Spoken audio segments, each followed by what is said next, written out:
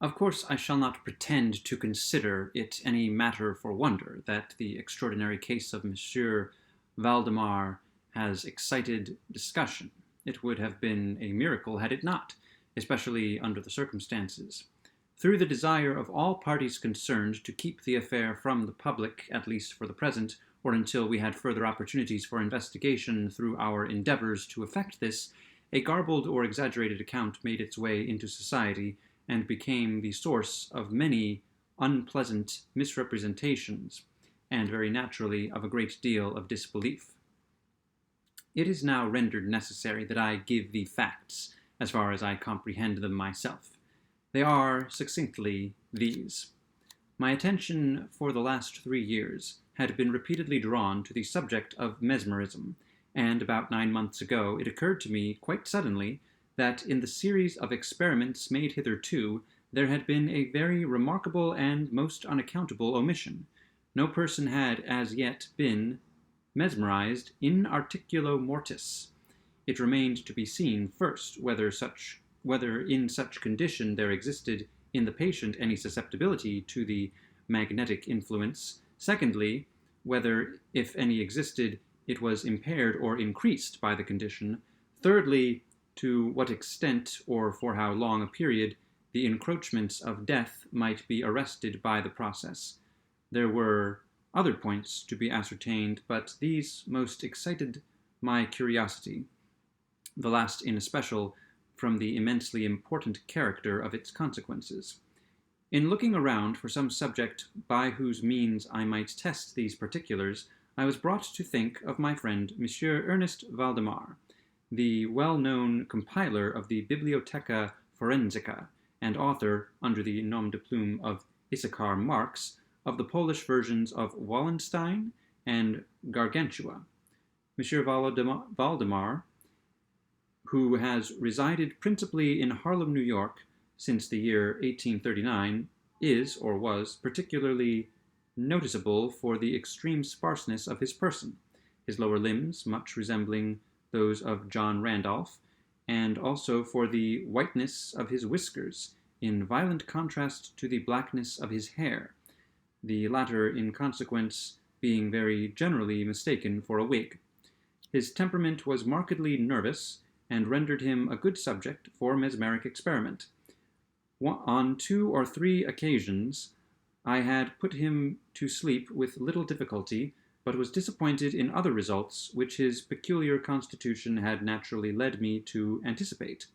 His will was at no period positively or thoroughly under my control, and in regard to clairvoyance I could accomplish with him nothing to be relied upon.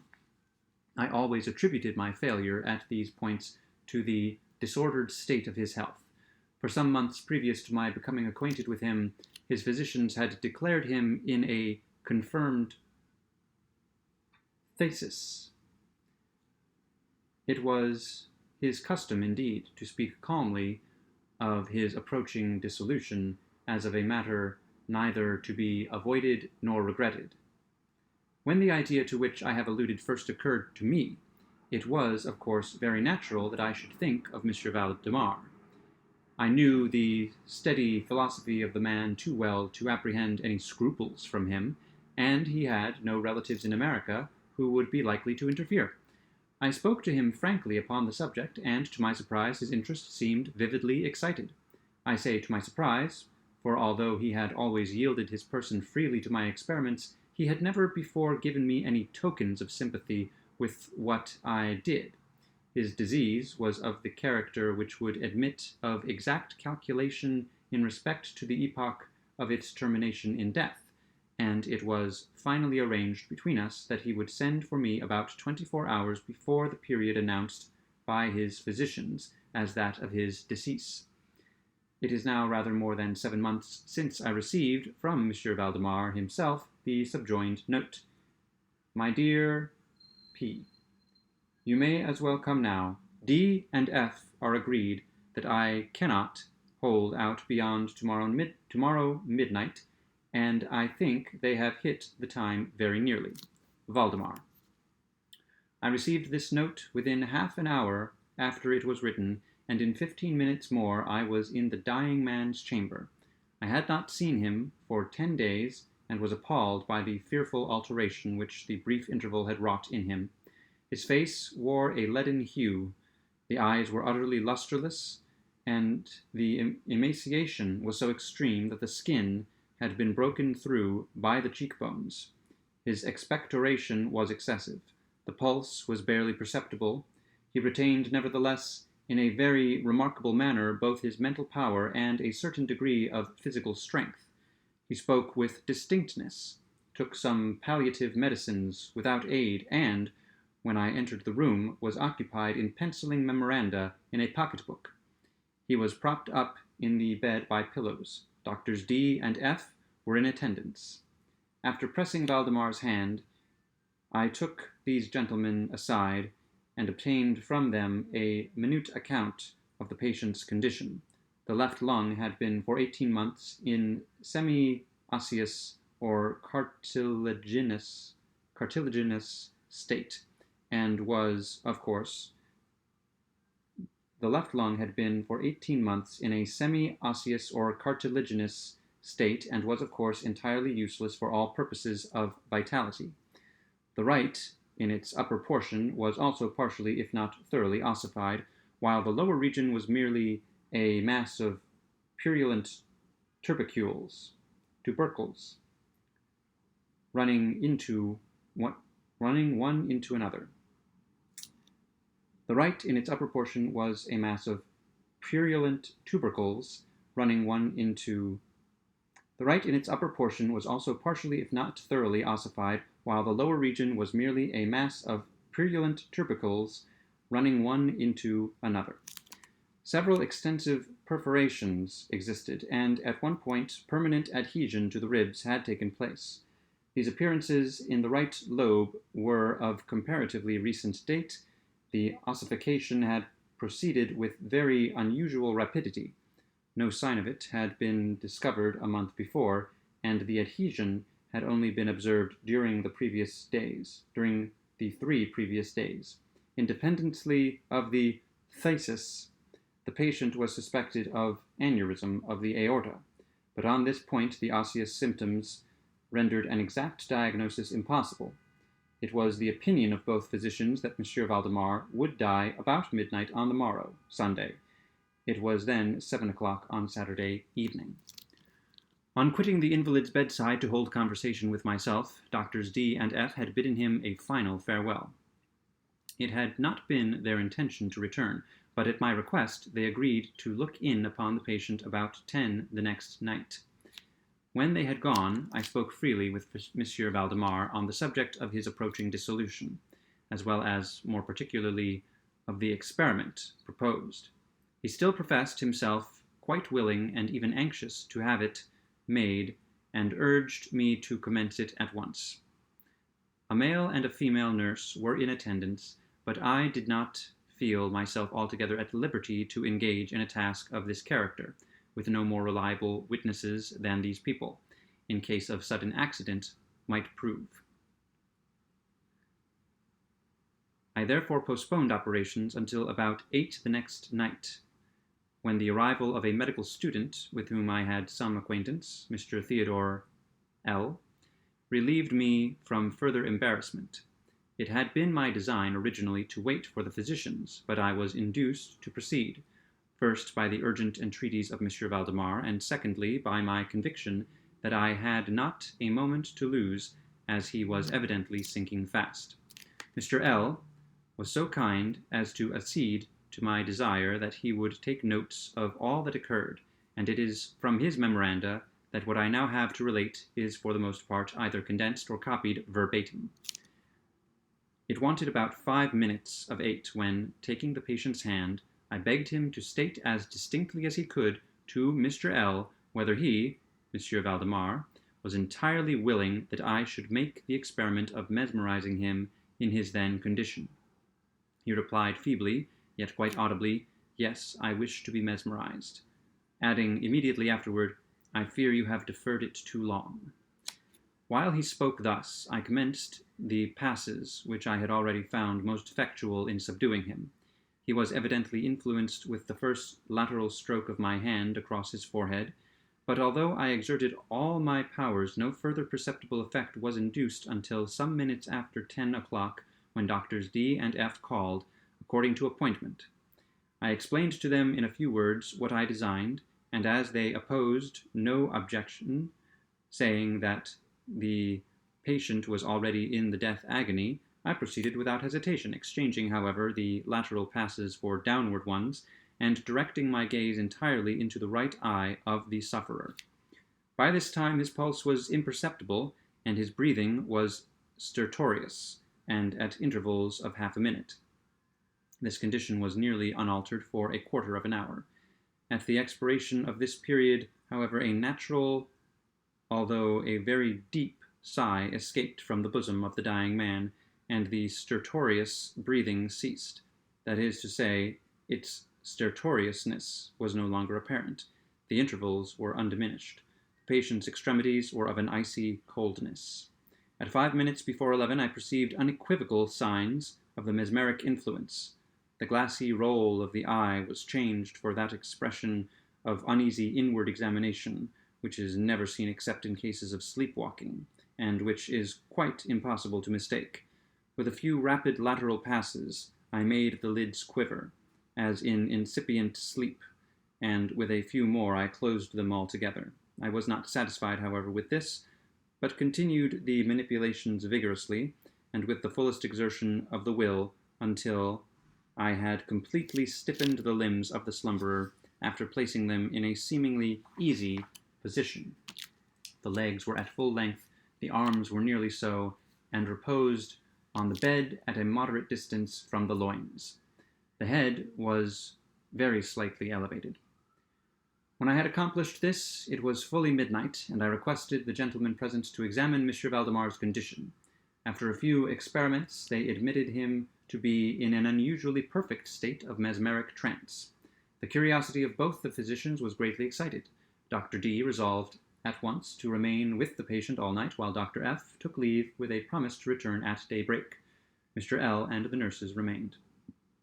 We left M. Valdemar entirely undisturbed until about 3 o'clock in the morning, when I approached him and found him in precisely the same condition as when Dr. F went away. That is to say, he lay in the same position. The pulse was imperceptible, the breathing was gentle, scarcely noticeable unless through the application of a mirror to the lips. The eyes were closed naturally, and the limbs were as rigid and as cold as marble. Still, the general appearance was certainly not that of death. As I approached M. Valdemar, I made a kind of half-effort to influence his right arm into pursuit of my own, as I passed the latter gently to and fro above his person. In such experiments with this patient, I had never perfectly succeeded before, and assuredly I had little thought of succeeding now. But to my astonishment, his arm, very readily, although feebly, followed every direction I assigned it with mine.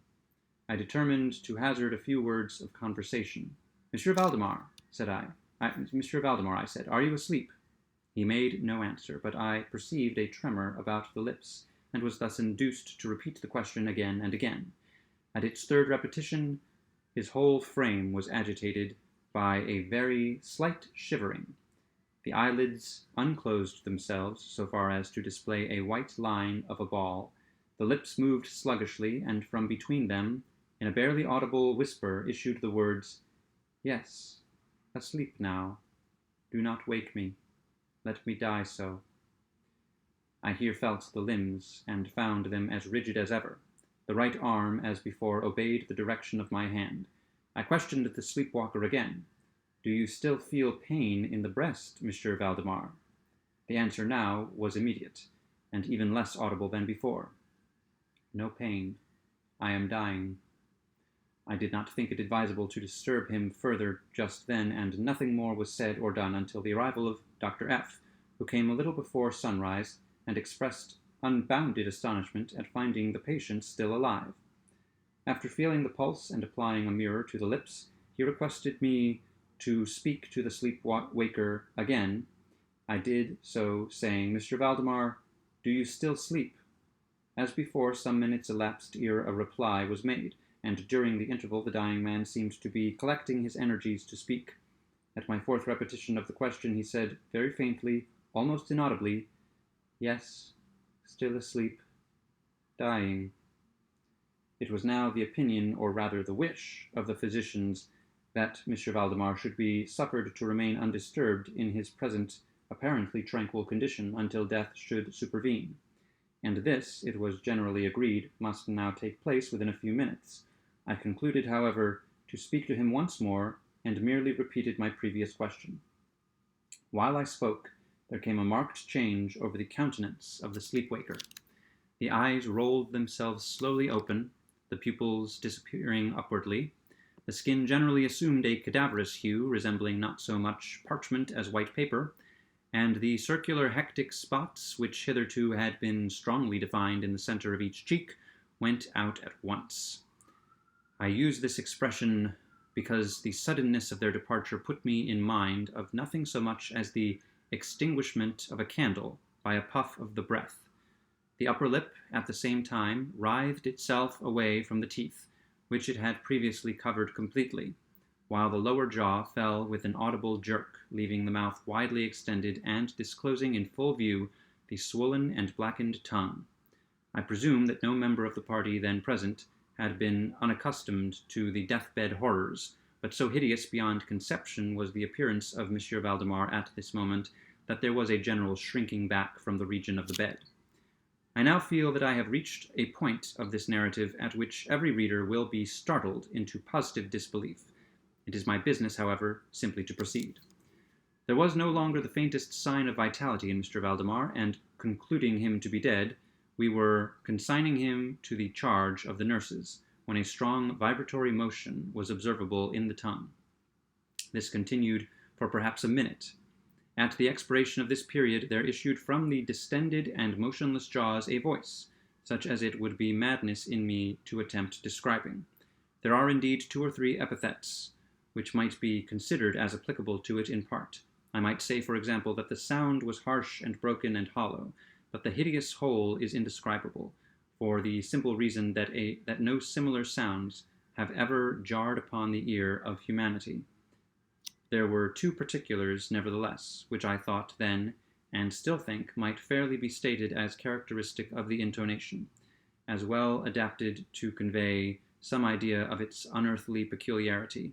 In the first place, the voice seemed to reach our ears, at least mine, from a vast distance, or from some deep cavern within the earth. In the second place, it impressed me, I fear indeed that it will be impossible to make myself comprehended, as gelatinous or glutinous matters impress the sense of touch. Gelatinous or glutinous matters impress the sense of touch.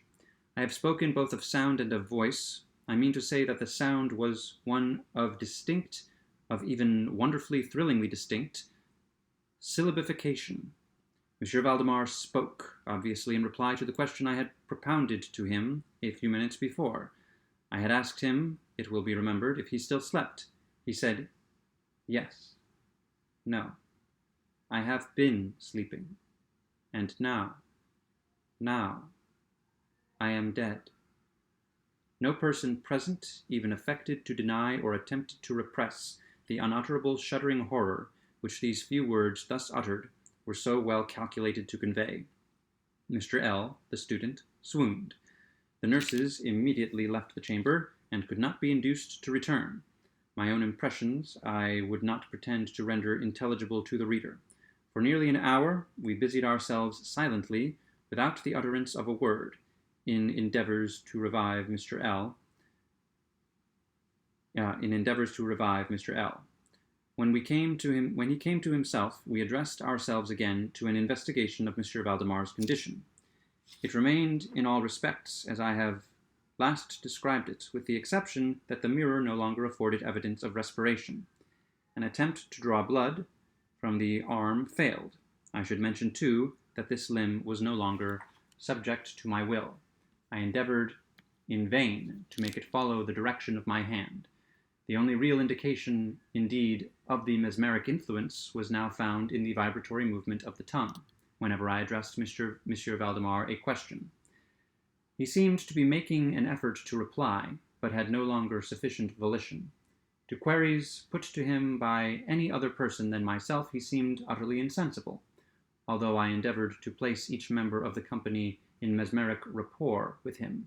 I believe that I have now related all that is necessary to an understanding of the sleep-waker's state at this epoch. Other nurses were procured, and at 10 o'clock I left the house in company with the two physicians and Mr. L. In the afternoon we all called again to see the patient. His condition remained precisely the same. We had now some discussion as to the propriety and feasibility of awakening him, but we had little difficulty in agreeing that no good purpose would be served by so doing. It was evident that so far death, or what is usually termed death, had been arrested by the mesmeric process. It seemed clear to us all that to awaken M. Valdemar would be merely to ensure his instant, or at least his speedy dissolution. From this period until the close of last week, an interval of nearly 7 months, we continued to make daily calls at M. Valdemar's house, accompanied now and then by medical and other friends. All this time the sleep-waker remained exactly as I have last described him. The nurses' attentions were continual. It was on Friday last that we finally resolved to make the experiment of awakening or attempting to awaken him. And it is the perhaps unfortunate result of this latter experiment which has given rise to so much discussion in private circles, to so much of what I cannot help thinking unwarranted popular feeling. For the purpose of relieving M. Valdemar from the mesmeric trance, I made use of the customary passes.